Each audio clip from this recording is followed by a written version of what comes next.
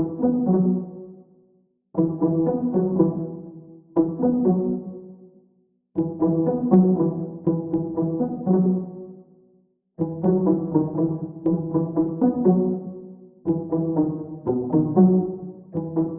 mpianakaviana iray izay mampanao horonan-tsary mamafady ny zanany vavy vao enina taona no voasambotry ny samban-draharahan'ny pôlisy cybercriminalité tamin'ny iny herinandro iny.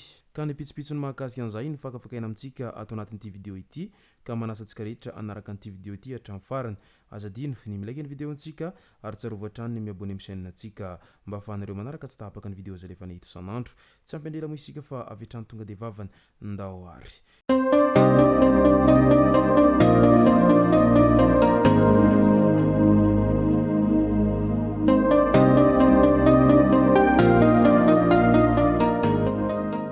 Ny tonga tsy miarahaba hono namantezitra ka dia faly miarahaba isika rehetra mpanaraka tsy tabaka an'ity chaîne ity tenako amin'ity androandroany ity. Araka an'izay efa natsipiko zay dia ny mahakasika ny fivarotana horonan-tsary mamafady no tena imatimatisantsika ato anatin'ity vidéo ity. Fa mialohan'izay dia andaholo ho resantsika ireto tsara ho fantatry manaraka ireto. Tambazotra Anjiolahy izay mpanao asa ratsy goavana ravan'ny pôlisy, enina no maty, roa no sambobelona ankoatra ny mpitandro ny filaminana anankiray izay ahina ho ao anatiny ka voasambotra ihany koa. Izy ireo no tambazotra izay mpanao fanafiana tao Toamasina ary isan'ny namonina faty ny mpitandro ny filaminana avy amin'ny FIP satria tratra tany amin'izy ireo ny basy ny mpitandro ny filaminana izay maty ity ary efa nokikisana mba tsy hahalalana azy ka nampiasainy izy ireo hatrany izany basy izany. Isan'ny mpandrava olona makavola amin'ny banky lehibe iray koa izy ireo ary misy tsikombakomba amin'ny mpiasan'ny banky lehibe io koa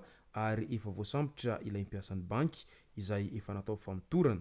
Taorian'ny fifanenjehana tamin'iny herinandro iny izay saika handrava ny motivy izy ireo tamin'izany andro ny hanaovana izy ireo fanafiana izany no nahazo renseignement ny pôlisy ka nahafahana nanaramaso azy ireo ka lavo ny enina dia ny troupe B13 sy ny tariny, ny roa kosa mbola atao famitorana dia ilay mpiasan'ny banky sy ilay iray hafa ankoatra ilay mpitandro filaminana izay efa voasambotra ihany koa.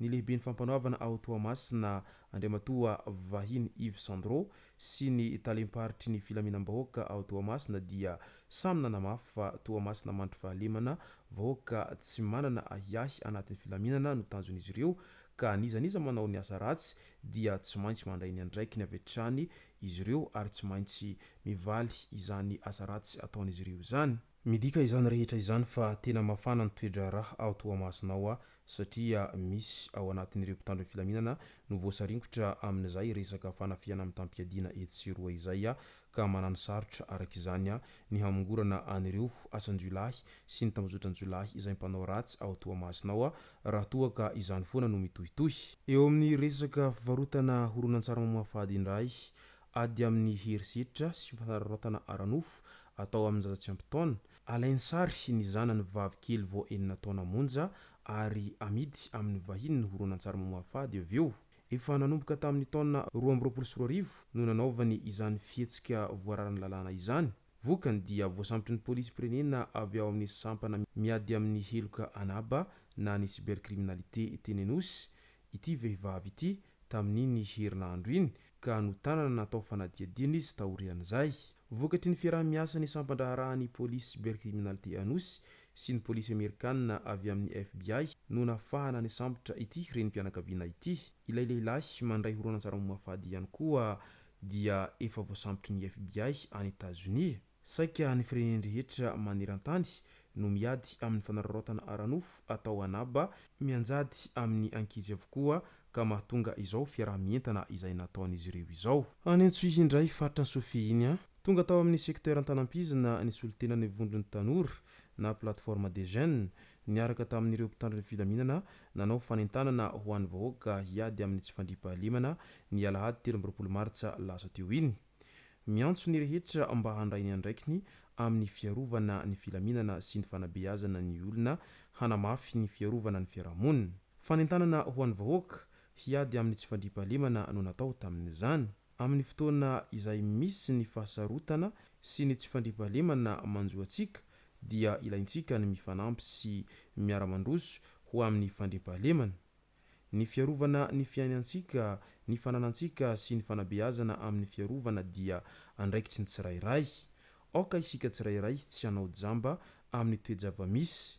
Raha misy zavatra mampiahiahy na manaitra dia tokony tsy salasala ny mitatitra amin'ny manam-pahefana ho ireo lehibe ny mpitandro ny filaminana, zandary sy pôlisy raha nandray ny fitenenana. Ny fandraisana anjara amin'ny hetsika fiarovana sy ny fiarah-miasa amin'ny pôlisy sy ny manam-pahefana dia zava-dehibe amin'ny fitazonana ny fandriam-pahalemana, hoy ny filohan'ny vondrony tanora ao anivon'ny distrikany Antsohihy, Andriamatoa Freedom Manager, ny antso ny vahoaka mba handray ny andraikiny. Mamporisika ny vahoaka antanam-pizina ny mpitandro ny filaminana mba hanao izay vitany amin'ny fiadivana amin'izay tsy fandriam-pahalemana ary vonona hanampy amin'ny fanatanterahana izany ny mpitandro ny filaminana any an-toerana any.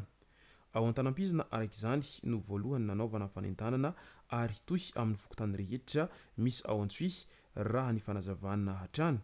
Vita ny fanentanana, hiroso amin'ny andromasom-pokon'olona ny vahoaka amin'ny sektera ity ary tsy mila miandry ela moa izany fandraisana andraikitra izay ataon'izy ireo izay. Mazava araka izany ny tiana hampitaina amin'ny vahoaka fa noho ny fandraisana andraikitra ny tsirairay dia antoky ny fampandrosoana sy ny antoky ny fandriam-pahalemana izay, fa raha toa ka samy fampiandrimpiandry isika rehetra fa tsy misy izay fandraisana andraikitra izay dia hanano sarotra amin'ireo mpitandro ny filaminana no hanatanteraka antsakany sy andavany izay asa fampandriam-pahalemana izay. Ka noho izany dia samia mandray andraikitra avy ary aza mifampiandrimpiandry isika amin'izay fandraisana andraikitra izay tandrifetsika izay mba ho mariky ny fiarah-mientana sy fiarah-misalahy, mba hampandroso ny firenena ary mba hiadina amin'izay resaka tsy fandriam-pahalemana izay.